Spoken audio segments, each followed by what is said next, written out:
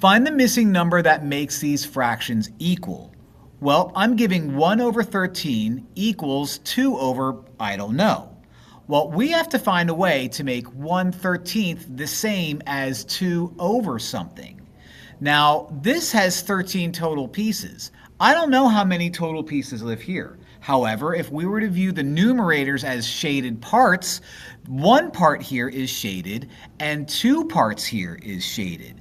How can I use multiplication to get 1 into 2? Well, we can multiply 2. So if I'm going to make the numerator 2 times bigger, I have to make the denominator 2 times bigger as well. 1 times 2 is 2, so that matches up. 13 times 2 is 26. So 1/13 is the same as 2/26.